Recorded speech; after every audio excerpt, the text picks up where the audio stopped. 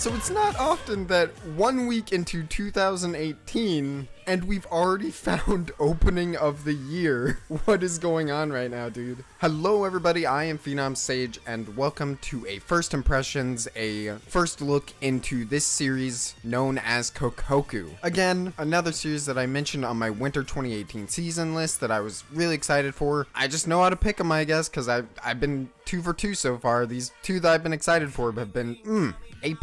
Not to give a spoiler into my thoughts for the episode, but it's A+, I'm telling you that. But before we get into this, I just...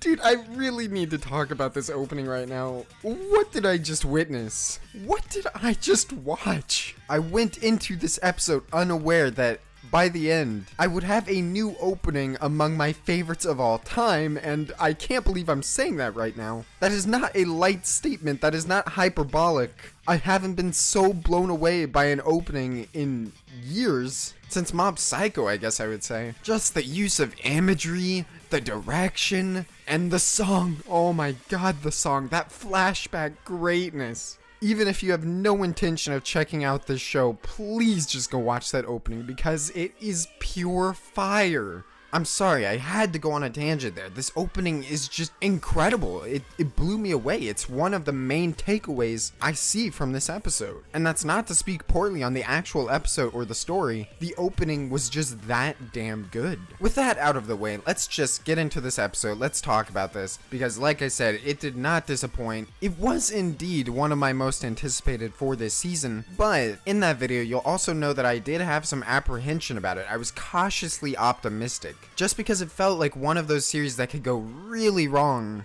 just become really stupid or convoluted or anything like that. I could have seen this easily going down that route. So going into this episode, I wasn't really sure what to expect. I could see it either going one way, just this being this really good episode, or the other way and just being just trash premiere. And thankfully it turned out to be the former. Kokkoku stars our main character Juri as she lives in a clearly dysfunctional family. Her brother is a NEET who doesn't go out. I assume he doesn't work or do anything with his life really. Her dad was laid off, so he stays at home now too. And her sister is working a ridiculous amount in order to support her child, whom she doesn't even know the father of. We didn't see the mother, but I assume we'll get some more info on that later. Either way, this is clearly not a healthy family by any means, but what I liked about it is that it feels somewhat subdued in a way. Like, it's clear that they're trying to communicate that this is not a well-established family, and that some of its members are in bad places right now, but none of the characters really felt like walking tropes. Like, they still felt like people,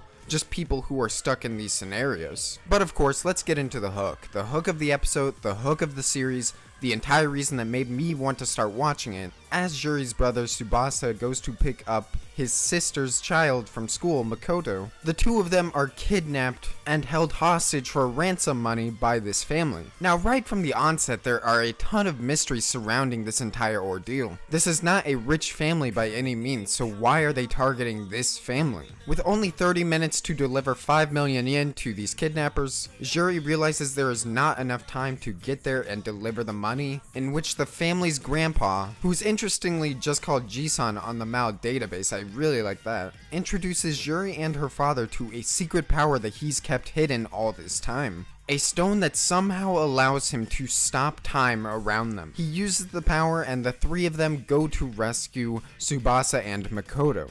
Now, we have seen time manipulation and even time freezing explored in anime to an extent before, but I have never seen the concept explored to this extent, and in such a unique and interesting way. And the best part is that we're just thrown right into it. There is a relatively brief explanation for what this place is, and what the time powers actually do. But the episode doesn't waste its time trying to explain the science or the history or anything regarding this, and I love that about it. There's always so much room to speculate and form theories about what is going on here. And if you know my channel, you know that is right up my alley. I love theory crafting for stories that really grab me. Probably the coolest part though, the part that I didn't even realize would be a part of the story, is that Jisan seems to have special, almost superpowers in this alter world. We see him use instant teleportation as an ability, and I did not realize that there would be this kind complexity to this alter world. I can only imagine what kind of fights or battles or just situations in general we'll have in the future with abilities like teleportation and maybe others coming down the line. But of course, the thing to theorycraft and speculate on the most, probably the most mysterious entity and focal point of the opening and the latter half of the episode, is this giant, almost Lovecraftian creature who almost appears to be like a denizen of this alter world. Maybe even the overseer. I love this thing's design, like the episode, just things that I've never seen explored before, and despite having a Lovecraft inspiration, it seems, I don't think I've ever seen anything like this in Lovecraft.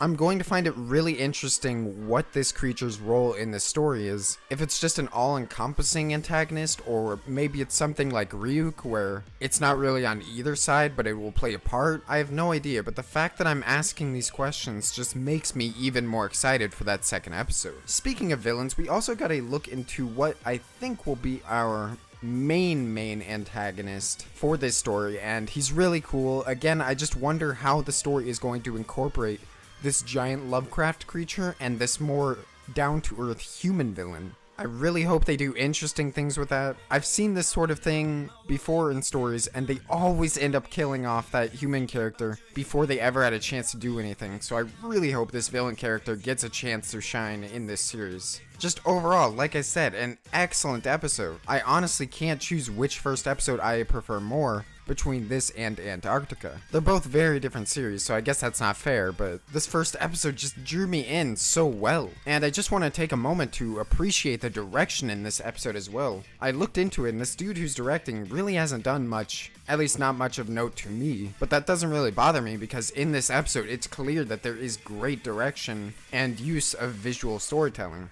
Even the CGI, which I'm sure will be a complaint people will have, saying, oh, the CGI looks bad, oh, it's so weird. I can agree that it looks wonky and a little bit strange at times, but the best part is that it's utilized well. There is an actual reason for the CGI being here, used to communicate these dynamic shots when time has stopped. And some of the CGI looks legitimately good. I will be interested to see how they handle this monster CG and not make it look completely silly during some of these serious scenes. Honestly, I think that might be a reason for why it doesn't have a face. But anyways, that's been all from me for this first impressions on Kokkoku. Go give it a shot if you haven't, please. It's a really good first episode, up there with my favorite first episodes of the season so far. And I will say that it's a lot more up my alley as a YouTube channel compared to stuff that I've covered before, so hopefully you guys enjoy it as much as I did. I do have one minor nitpick, and I don't know what is with this at all, but I have to mention it. What is with this fan service in the ED? The ED itself is pretty awesome, but the fan service really was weird and took me out of it, considering the entire episode did not make it seem like that kind of series at all, and Juri not being that type of character at all. So I have no idea what's going on there. I'm hoping that if that is the fan service, that it stays in that ED and never invades on the episodes themselves. But that's been all from me for this first look into Kokkoku. Thank you guys so much for watching, as always. I hope if I decide to cover the series that you guys join me for this, because this feels like a ridiculously fun and entertaining show to review and talk about week by week. And of course, as always, have a good day.